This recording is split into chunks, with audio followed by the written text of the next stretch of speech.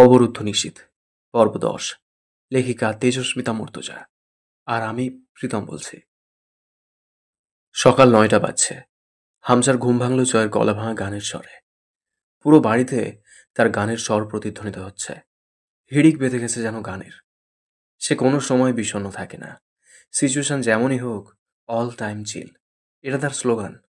যে কোনো পরিস্থিতিতে ইচ্ছে মতো আচরণ করে পরিবেশের রং বদলানোর দক্ষ হাত রয়েছে। ভেসে আসছে টুংটাং গিটারের সুর আর আধ ভাঙা গলায় তোলা সুর। মনে পড়ে বারবার সময়ের কারবার, রাস্তারা ফেরবার হারিয়েছে আজ। চাওয়াদের শেষ নেই, জানি তবু পারি কই চড়ে বসি বারবার স্বপ্ন জাহাজ। চাইলে চলে যা যদি না থাকে উপায়, সুতোয় বাঁধা জীবন ছেড়ে পালাবি কোথায়। হাতের ব্যান্ডেজ নিয়ে শুরু করে দিয়েছে টুংটাং গিটার বাজানো। নড়তে চড়তেই হামজার মুখ চোখ কুঁচকে উঠল গায়ের ব্যথায়। পাশ ফিরে দেখল রিমি নেই। প্রতিদিনের ব্যাপার, তবে অস্বাভাবিক হলো। রাত থেকে মেয়েটা কথা বলছে না। সে যে এতখানি জখম হয়েছে তাতে কোনো ব্যতিব্যস্ততা দেখায়নি, আর না কথা বলেছে। সকালে উঠে চুপচাপ রান্নাঘরে চলে গেছে। একবার ডাকেও নি, অথবা কাছেও আসেনি। জিজ্ঞেস অব্দি করেনি এসব কি করে হলো, কতটা ব্যথা পেয়েছেন।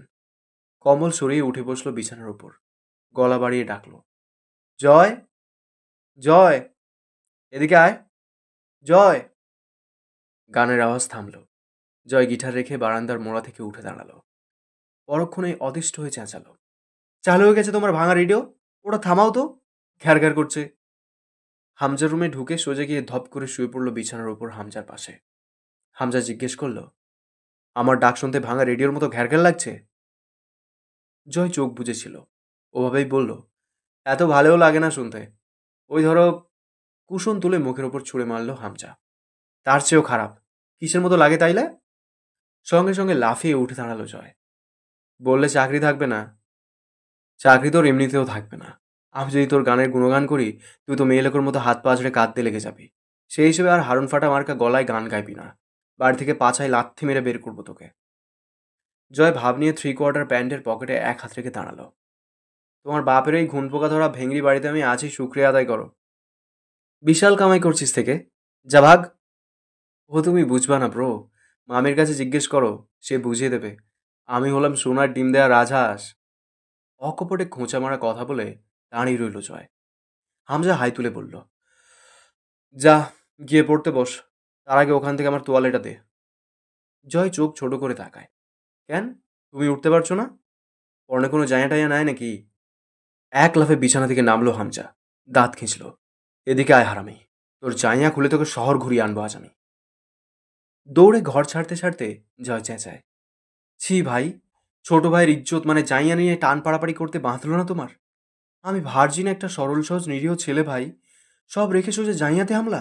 নাউজুবিল্লাহ, এই মুখ আর সমাজে দেখানোর যোগ্য রাখলে না আমার। পা থামিয়ে হেসে ফেলল হামজা। হাতের কুশনটা সজোরে ছুঁড়ে মারল। ততক্ষণে জয় রুম ছেড়ে বেরিয়ে গেছে। গোসলে যাবার জন্য তোয়ালে ঘাড়ে করে রিমিকে ডাকলো কয়েকবার। কোনো জবাব এলো না। বরং খানিক বাদে তরু এলো। কি হয়েছে বড় ভাইয়া, কিছু দরকার? গম্ভীর চেহারায় মাথা দুলালো হামজা। হুম, তোর ভাবিকে দরকার। মুখ লুকিয়ে ফিক করে ঠোঁট চেপে হেসে ফেলল তরু। দ্রুত বেরিয়ে গেল রুম ছেড়ে। কিছুক্ষণ বাদে রিমি এলো। তার মুখ ভার। এসেই বিছানা গোটাতে শুরু করে রিমি। হামজা এগিয়ে গিয়ে পেছন থেকে জাপটে ধরল রিমিকে। কাঁধের ওপর থুতনি ঘষে বলল, কি হয়েছে ম্যাডামের? কথা না বলার ব্রত রেখেছেন নাকি? রিমি ছাড়ানোর চেষ্টা করলো হামজাকে। হামজা আরও শক্ত করে পেট চেপে ধরল। তার লোমশ বুকটা ঠেকল রিমির পিঠে। দমল না রিমি। মুচড়া মুচড়ি করছে খুব। হামজা এবার রিমির হাত দুটো মুঠো করে চেপে ধরে নিজের দিকে ঘোরালো। হামজার বিশাল দই শরীরের তুলনায় নেহাত ছোটখাটো অভিমানিনী মেয়েটা। হামজা কপট চিপিয়ে জিজ্ঞেস করল, কি হয়েছে, এমন করছো কেন? আমার দিকে তাকাও। রিমি। তীক্ষ্ণ চোখে তাকায় রিমি। জবাবদিহি চার মতো শক্ত মুখে বলল, মাজার ভাইকে মেরেছেন আপনি? কেন? হামজা নরম হলো। ব্যান্ডেজ করা হাতটা শিথিল করে রিমি থুতনিতে বোলাতে বোলাতে বলল, তোমাকে বলেছি না আমার কাজ এবং পার্টির ব্যাপারে না ভাবতে। এসব বিষয় তোমার মাথায় রাখতে হবে না। এই নিয়ে রাগ করে আছো? আমার দিকে তাকাও, এদিকে দেখো। থুতনি উঁচিয়ে ধরল হামজা। এবার যেন ক্ষোভ ঝরে পড়ল রিমির গলা দিয়ে। তড়াক করে মুখ সরিয়ে নিল। আপনার পার্টির ব্যাপার? এটা আপনার পার্টির ব্যাপার বলে মনে হয়? মাঝার আমার চাচাতো ভাই। জোর গলায় বলল। হুট করে হামজা শক্ত হলো যেন, ঘাড় কাত করল। আর আমি? আর আপনি অমানুষ স্বামী আমার, তাই তো? মাঝারকে ওভাবে কেন মেরেছেন জানোয়ারের মতো?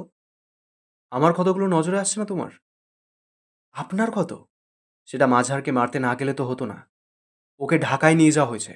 কতটা মারলে তা করতে হয়? কি মার মেরেছেন ওকে? মেরে ফেলতে চেয়েছিলেন? ও আপনাকে আগেই মেরেছে? নাকি আপনার জানোয়ার মার্কা হাত থেকে নিজের রক্ষা করতে আপনাকে আঘাত করেছে? হামজা শাসিয়ে উঠল। চোখ লাল হয়ে উঠল তার। ওভাবেই চিবিয়ে বলল, মাজাহার জয়কে মেরেছে। তুমি বেশি কথা বলছো রিমি। একদম ঠিক বলেছেন নেতাবাবু। আজ একটুও কম কথা বলার ইচ্ছে নেই আমার। জয়কে মেরেছে বলে আপনি ওকে মেরে ফেলার মতো করে মারবেন? কথা শেষ না হতেই বলে উঠল হামজা, জীবিত কবর খুঁড়ে মাটি দিয়ে দেবো। বুঝেছো তুমি? কেউ জয়ের গায়ে হাত লাগালে তার হাতটা গুঁড়ো করে ফেলবো ভেঙে। চিবিয়ে উঠল হামজা। বাহ, বাহ নেতাবাবু, জয়ের সামনে সবাই পর। আর আপনি আপনার শীতল সবের বিপরীতে এক পশুর সমান।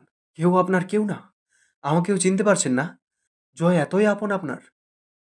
তুমি তোমার নিজের কথা বলনি রিমি। মাঝাহারের হয়ে উকালতি করছো, দরদ দেখাচ্ছ। কেন? সে তোমার চাচাতো ভাই বলে? ওয়েল, তাহলে জয় আমার জান। এবার বোঝো, ওর শরীর থেকে রক্ত ঝরলে আমার কোথায় ব্যথা লাগে। তোমার চাচাতো ভাইকে বলে দিও, দরকার পড়লে আমাকে যেন কুপিয়ে 4 ভাগ করে ফেলে, আমার উপর রাগ থাকলে। কিন্তু জয়ের গায়ে আঁচ লাগলে জীবন্ত পুড়িয়ে ফেলবো। রিমি অবাক হওয়ার সাথে সাথে কেঁদে ফেলল। গলা ও থুতনি ভেঙে এলো তার। তার মানে আপনার কাছে নিজের অথবা আমার কোনো মূল্য নেই? এগিয়ে এসে হামজার ব্যান্ডেজ করা কবজিতে হাত রাখলো আলতো করে। আপনার কিছু হলেও সমস্যা নেই। আমি তারপর ভেসে বেড়াবো আপনাকে ছাড়া, তাতেও সমস্যা নেই আপনার? শুধু জয়ের কিছু হলে ব্যথা লাগে আপনার বুকে? অবুঝের মতো কথা বলো না।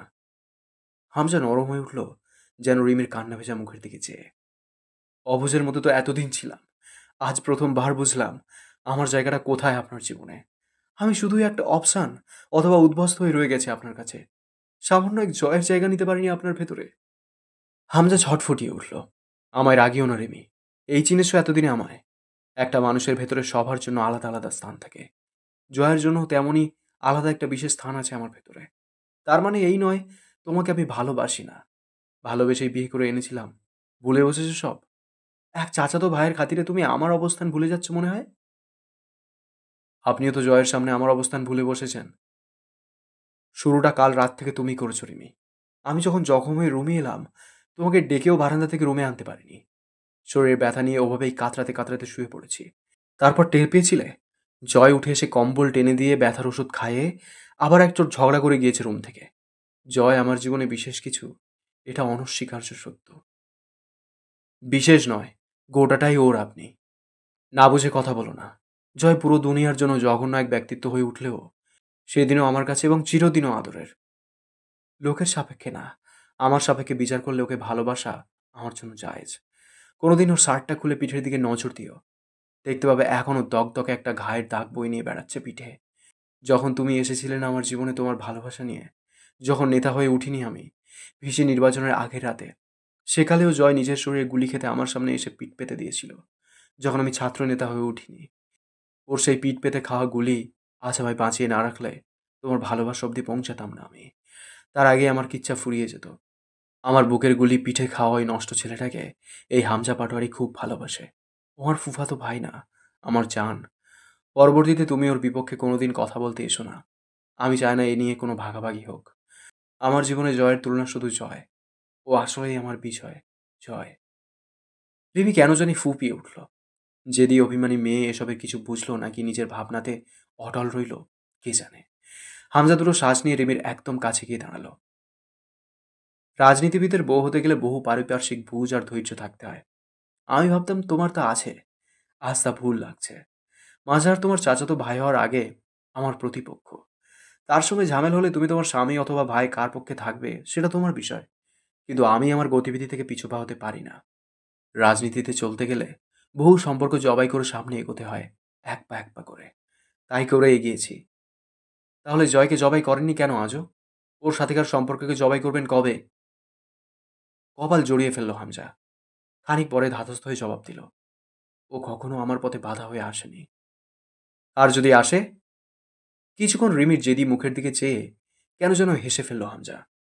তুমি দেখছি জয়কে নিজের সতীনের মতো হিংসা করো। একরোখা কণ্ঠে বলল রিমি। তার চেয়েও খারাপ ভাবে। আমার ওকে সহ্য হচ্ছে না, একটুও না। কেন? ওর কাছে গিয়ে আপনি ভাগ হয়ে গেছেন আমার থেকে। আজ আমার সাথে চোখ রাঙিয়ে আমাকে শাসিয়ে কথা বলতে দ্বিধা করেননি। আর কিছু বললে গায়ে হাতও তুলতেন। এবার হামজা একটু সপ্রতিভ হলো। কাছাকাছি গিয়ে দাঁড়িয়ে নরম সুরে নিজেকে উপস্থাপন করার সুরে বলল, এতটা নিচু আর কাপুরুষ আমি কখনোই হতে পারবো না।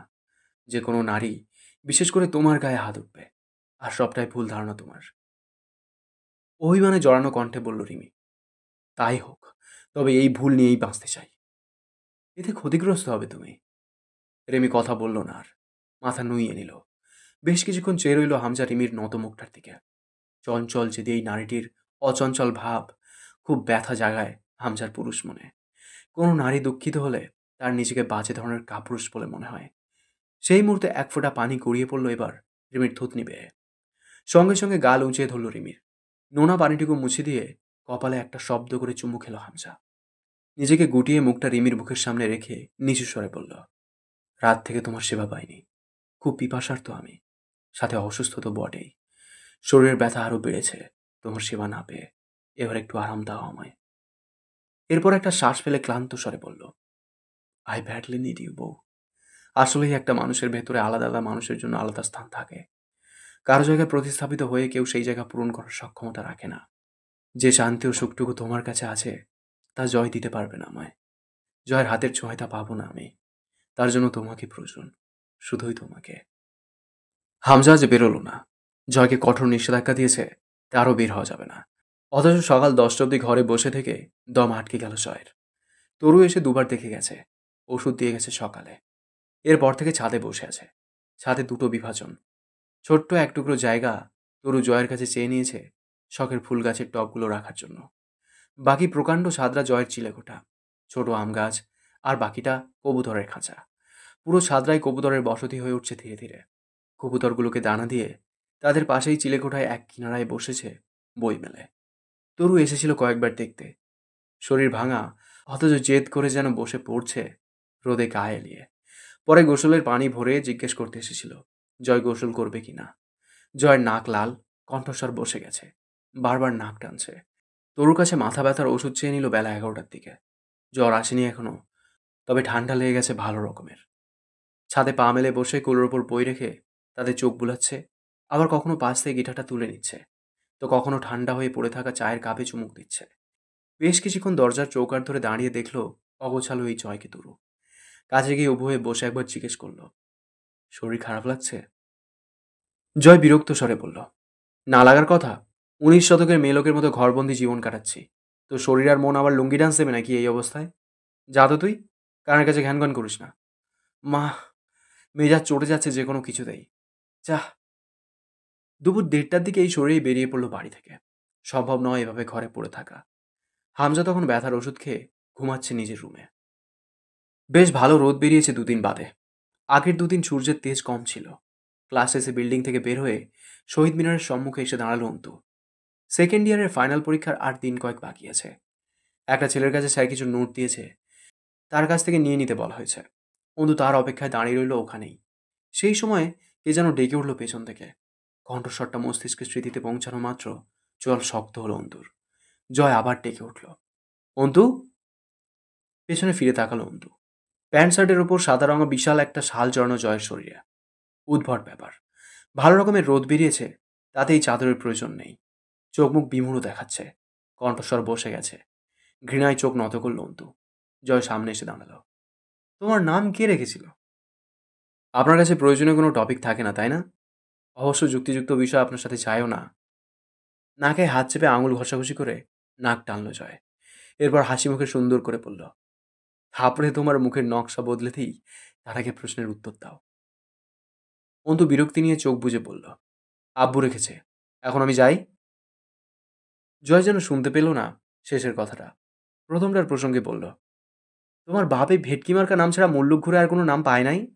অন্তু, আরমিন, কি সব বেওড়া নামের বাহার। অন্তু নাক কুঁচকে তাকালো। কি সব ভাষা! এসবের আদৌ কোনো অর্থ আছে? অন্তু জয়ের সামনে দাঁড়ালে নিজেকে খুব অসহায় লাগে। একটা ঘৃণ্য অসহ্য মানুষের সামনে না চাইতেও মুহূর্তের পর মুহূর্ত দাঁড়িয়ে থাকতে হয়, কথা বলতে হয়। এর চেয়ে বড় সহায়হীনতা আর কি হতে পারে? অন্তু বেশ স্বাভাবিক স্বরে জবাব দেওয়ার চেষ্টা করলো। তখন গিয়ে শুধরে দিয়ে আসতেন। তা তো আর দেননি। এখন সেই পুরনো পুঁথি গাওয়ার মানে হয় না। কোনো প্রয়োজন আছে আমার সঙ্গে? চমৎকার ভঙ্গিতে মাথা নাড়ল। আছে তো সুইটহার্ট, তোমার সাথে বহুত প্রয়োজন আছে আমার। তবে আপাতত কথা আছে তোমার সঙ্গে। আমার সঙ্গে কি কথা আছে আপনার? নাক শিউরে উঠল অন্তর। জয় পিছনের দলের উদ্দেশ্যে মুখ বেঁকিয়ে অসহায়ত্বের ভান করে বলল, উফ, কেউ বোঝায় একে আমার সাথে তেজ না দেখাতে।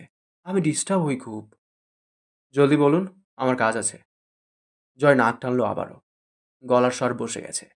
শুনতে আতিফ আসলামের মতো লাগছে কণ্ঠস্বর। উফ রে, এত হুটোপাটা করলে তোমাকে দেখতে আরো বেশি গরম লাগছে সুইটহার্ট। অন্তুর খুব কানে লাগলো কথাটা। কপাল জড়িয়ে ফেলল। সুইটহার্ট? কাঁধ ঝাঁকালো জয়। Yup, sweetheart. আমার সাপেক্ষে তুমি একটা সুইটহার্ট। আমি তো ভালো না, অথচ তোমার কাছে একটা সুন্দর মিষ্টি হৃদয় আছে। সুতরাং তুমি সুইটহার্ট অথবা মিষ্টি হৃদয়। জয় যে এসব ওকে জ্বালাতে বলছে রসিকতা করে, তা বুঝে অন্তু তাচ্ছিল হাসল। সেই সূত্র অনুসারে তো আমি সকলেরই সুইটহার্ট। জয় হুট করে দাঁতে দাঁত পিষল। জানে মেরে ফেলবো, খালাস হয়ে যাবে একদম দুনিয়া থেকে। আমি বাদে তুমি আর চার চার সুইটহার্ট। আমি ডেকেছি এই নামে, সুতরাং শুধুই আমি ডাকবো। নিজস্বতা দেখানোর এই ভঙ্গিমাটাও কেবলমাত্র জয়ের রসিকতারই অংশ। বুঝে অন্তু চুপ রইল। জয় আবার বলল, চলো কোথাও বসি।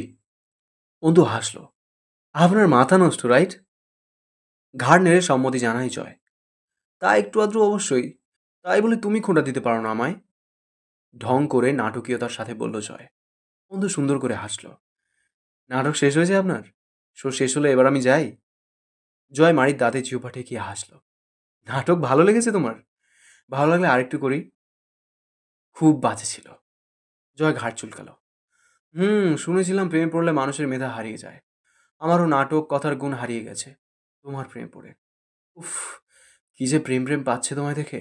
এত প্রেম কেন তোমার মধ্যে? প্রেমের গোডাউন যেন। জয়ের নাটক দেখে অন্তুর ঘৃণার উদ্রেক হওয়ার সাথে সাথে হাসিও পেল। একটা মানুষ কতটা খারাপ মানসিকতার হলে কাউকে জ্বালাতন করতে এমন বাজে পন্থা অবলম্বন করতে পারে। শহীদ মিনারের সিঁড়ির উপর বসে পড়ল জয়। বসার সময় চাদর উঠে গেল খানিকটা হাতের উপর থেকে। তাতে অন্তুর নজরে এলো জয়ের ব্যান্ডেজ করা হাতটা। হুট করে কৌতূহল জাগলেও পর মুহূর্তে টের পেল তার কেন জানি খুব শান্তি লাগছে ভেতরে জয়ের ক্ষত দেখে। পৈশাচিক এক আনন্দ খেলছে। যে লোকটা একটা মেয়েকে রোজ নিয়ম করে এভাবে হ্যারাস করতে পারে, তার শরীরে যে লোক আঘাত করতে পেরেছে, তাকে খুব করে ধন্যবাদ দিতে ইচ্ছে করলো অন্তুর। জয় দিন দিন ওর কাছে এক জঘন্যতম নিকৃষ্ট ঘৃণ্য চরিত্র হয়ে উঠছে। নিত্যদিনকার একঘোর আজাবের নাম জয়। এই যে ভার্সিটির মাঠে বসে এভাবে ওকে দাঁড় করিয়ে রেখেছে, লোকে দেখছে। প্রতিদিন এই ব্যাপার নিয়ে নিত্য নতুন কাহিনীর উৎপত্তি হয়ে চলেছে গোটা ভার্সিটি জুড়ে। জয় অন্তুর ভাবনা ছিন্ন করে হুট করে বলল, অন্তু। অন্তু যেন খুব মনোযোগী জয়ের কথায়। এভাবে তাচ্ছিলের সাথে জবাব দিল সঙ্গে সঙ্গে, হুম। চলো বিয়ে করে ফেলি। কত বয়স হয়ে গেল আমার, গতকাল একা ঘুমাবো অত বড় বিছানায়। অন্তু অতি ধৈর্যের সাথে হাসল। ভাবনাটা ভালো, তবে সব ভাবনা বাস্তবায়িত করতে হবে কেন? জয় দুপাশে মাথা দুলালো। ভাবনা বাস্তবায়িত না করলে চলে, কিন্তু চাহিদা, সেটা পূরণ না করলে কি করে চলবে? ঠোঁট উল্টে সায় দিল অন্তু। যুক্তি আছে যুক্তিতে। এই সৌভাগ্য আমার কোনো নেকির ফল যে আমি আপনার চাহিদা হয়ে উঠেছি। জয় বেশ উৎসাহিত কণ্ঠে বলল, এক্স্যাক্টলি। কোনো না কোনো নেকির কাজ তো করেছিলি জীবনে। এই জন্য তো আমি তোমার প্রেমে মজে যাচ্ছি দিন দিন। কি জাদুটাই করলে! লাল মরিস তুমি, মেরে ফেলো আমায়। কবির একটু নড়ে চড়ে উঠল। এবার কাশলো গলা খাঁকারি দিয়ে। জয় দ্রুত পিছে ফিরল। কি রে, তুই এবার অস্ত্র বের করছিস নাকি? আরে শালা, প্রেমিকার প্রেমে মরা আর তোর মতো ব্রয়লারের অস্ত্রের আঘাতে মরা এক না রে পাগলা। তার উপর প্রেমিকার সামনে তোর হাতে জখম হয়ে মরলে মান ইজ্জত কিছু থাকবে? পেছনের ছেলেগুলো হেসে উঠল সশব্দে। অন্তু ঠান্ডা চোখে চেয়ে রইল জয়ের বদমাইশে হাসি ঝুলানো মুখটার পানে। কত সাবলীলভাবে নাটকীয়তার সাথে নোংরা কথাগুলো অবলীলায় বলে চলেছে। অন্তু জিজ্ঞেস করল, আপনার জরুরি কথাটা বললেন না এখনো? তড়িৎ গতিতে জবাব দেয় জয়। I love you. প্রেমে পড়ে যাও আমার। অন্তু হাসলো। এই জন্মে তো না, পরের জন্ম অব্দি অপেক্ষা করতে বলছো? জি, একদম, যেটার কোনো অস্তিত্ব নেই।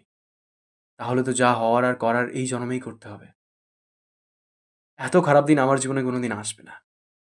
অন্তুর শীতল ভাবটা কেমন ন্যাপথলিনের টুকরোর মতো বাষ্প হয়ে যাচ্ছে যেন। কড়া হয়ে উঠছে কণ্ঠস্বর। জয় উঠে দাঁড়ালো। তোমার জীবনে এত ভালো দিন আমি রাখবো না, যে তুমি আমায় ভালো না বেসে পার পাবে। চ্যালেঞ্জ করো না আমায়। আমি সিরিয়াস হয়ে গেলে খুব বাজেভাবে ফেঁসে যাবে। কথাটা দারুণ প্রভাবিত করলো অন্তুকে। কর্কশ গলায় বলে উঠল, ধরুন চ্যালেঞ্জ করলাম। এতটুকু দৃঢ়তা তো আমার এই আমের ওপর রাখি আমি, যে এমন কোনো দুর্বলতার অস্তিত্ব নেই এই জগতে যেটা আপনার মতো সভ্যতাহীন আদিম পশুকে ভালোবাসতে বাধ্য করতে পারে আমায়। সেখানে স্বয়ং মৃত্যুকে আমি চ্যালেঞ্জ করছি এর প্রেক্ষিতে। মরণ স্বীকার করলাম আপনার কথার বিপরীতে। জয় হঠাৎই সপ্রতিভ হয়ে উঠল। তার মুখটা গাঢ় গভীরতায় ছেয়ে গেল। এতটা আন্তরিক ভঙ্গিতে আগে দেখা হয়নি জয়কে। সতর্ক করার মতো করে শান্ত স্বরে বলল জয়, আরমিন, তোমার এসব কনফিডেন্স আমায় আবার সিরিয়াস না করে তোলে। দেখো, অটল হলো অন্তুর কণ্ঠস্বর। আপনার এই কথাটাই আমার জিদের আগুনে কেরোসিনের দ্রবণ ঢালছে। খুব খারাপভাবে হারবে তুমি। খুব ভালোভাবে পিছু হটবেন আপনি। আমার মান মর্যাদা ও সম্মান ছাড়া আমার এই গোটা জীবনে দ্বিতীয় কোনো পিছু টান বা দুর্বলতা আমি রাখিনি। তীব্র জিদ যেন দগদগ করছে অন্তুর উচ্চারিত প্রতিটা বাক্যে। জয় আর কথা বলল না। চমৎকার মুচকি হাসল, যেন নীরবে মেনে নিয়ে গিলে ফেলল সে অন্তুর কথাটাকে। অন্তু খুব ভালোভাবে বোঝে, জয় প্রথম দিন থেকে শুরু করে আজ অবধি কোনো একটা দৃশ্যপটও মাথা থেকে সরাতে পারেনি। সেই সব মাথায় রেখে, সেসবের চ্যালেঞ্জগুলো মুখস্থ রেখেই অন্তুর সাথে সাবলীল ভঙ্গিমায় বারবার কথা বলতে আসে। জয় মাথা তুলে ইশারা করল অন্তুকে চলে যেতে। অন্তু দাপুটে পায়ে হেঁটে বেরিয়ে গেল ভার্সিটির ফটক পেরিয়ে। জিদে তার সর্বশরীরে বিদ্যুতের ঝলকানির মতো তেজস্ক্রিয়তা নিঃসৃত হচ্ছে যেন। তার এই তীক্ষ্ণ আত্মমর্যাদার ওপর প্রতিনিয়ত ক্ষয়কারী আচরণ ঢালছে জয়। সহ্যসীমা পেরিয়েছে যেদিন জয় বাড়ি অবধি পৌঁছে গেছিল। কতই তো চুপ থাকলো সম্মানহানি বা জয়ের আক্রোশের শিকার হবার ভয়ে। অথচ জয়ের থামার নাম নেই। প্রতিনিয়ত চক্রবৃদ্ধি হারে বাড়ছে তার নোংরামির মাত্রা। অন্তুর ভেতর শক্ত করে এঁটে বেঁধে রাখা জিদের দুয়ারের কিটটা কখন জানি খুলে ফেললো আজ জয়। আর কোনো ভয় কেন জানি কাজ করছে না। জয়ের ওই নোংরা শান্ত হাসিটাও কোনো প্রভাব ফেলল না পুরো পথ অন্তুর ওপর। জিদে ঘেরাও করা এক ঘোরের মধ্যে পৌঁছে গেল বাড়ির দরজায়।